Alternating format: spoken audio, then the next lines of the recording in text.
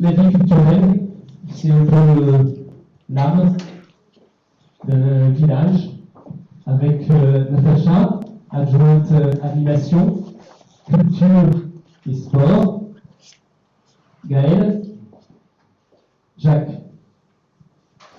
Et puis Benjamin.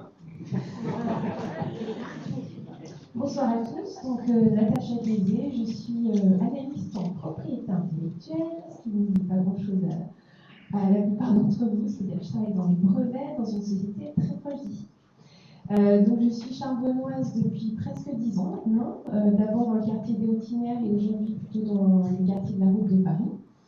Et pourquoi est-ce que j'ai envie de m'investir au sein de la commune pour la vie culturelle? Parce que c'est vraiment quelque chose que j'ai apprécié. Je suis arrivée au mois d'août, au mois de septembre, le fameux forum des associations, et là j'étais au pays des merveilles, c'est-à-dire d'un seul coup voir autant d'associations à la fois sportives et culturelles, c'était magnifique. Je venais d'une commune qui était pourtant très agréable pour d'autres raisons, mais je n'avais pas vécu dans une commune aussi animée et aussi marquée par toutes ces associations.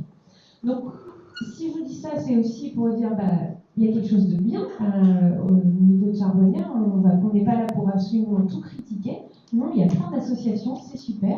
Et ce qu'on voudrait faire en plus, c'est faire en sorte qu'elles soient mieux coordonnées. C'est-à-dire, par exemple, ne pas avoir, alors que pendant 3 mois, il n'y a rien qui se passe, le même week-end, pratiquement à la même heure, 2 choses qui ont lieu exactement en même temps. Et donc, par exemple, on a prévu que Gaël s'occupe d'un agenda particulier pour la commune et pour qu'il y ait de la vie tout le temps et qu'il n'y ait pas de concurrence en fait, entre les associations qui sont là pour aller dans le même sens. Ce qu'on veut aussi, c'est que les associations aillent dans le même sens.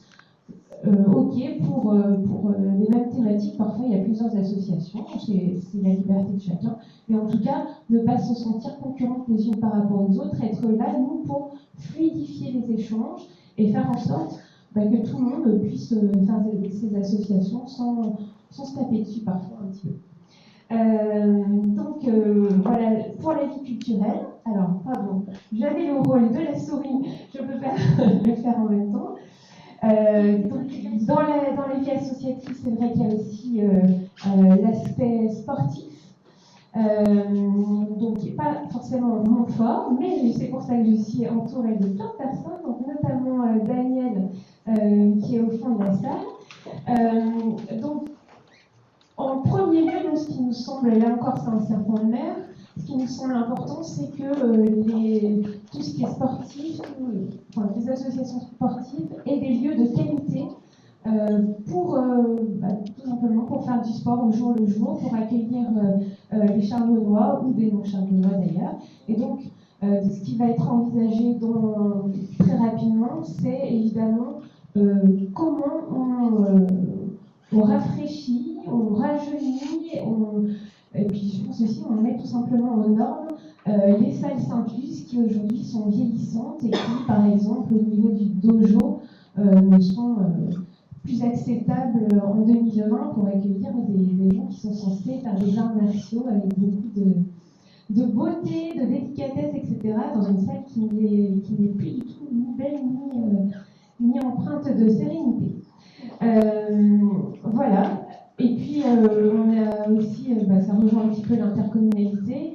On sait qu'il y a beaucoup d'associations qui sont à cheval sur plusieurs communes. Là aussi, il faut essayer de faire en sorte d'aller tous dans le même sens pour se parler sans être en concurrence et se dire c'est l'intérêt de chacun et de plusieurs communes de mutualiser les fonds pour avoir des lieux intéressants pour plusieurs communes. Voilà, je ne sais pas si quelqu'un voulait ajouter un petit mot. Merci Natacha. Vous avez eu le côté culture, alors dans les projets qui nous tiennent à cœur, c'est former et informer. Et nous avons des idées, pourquoi on a dit Benjamin, il part. Incroyable. La slide d'avant, c'est essayer de choisir avec vous une thématique annuelle. qui peut être l'environnement, qui peut être l'arbre, qui peut être le zéro déchet, le recyclage. Et prendre cette thématique avec toutes les associations culturelles, avec le théâtre, avec le cinéma, etc., pour la porter, avec les écoles bien sûr, etc., pour la porter, la diffuser.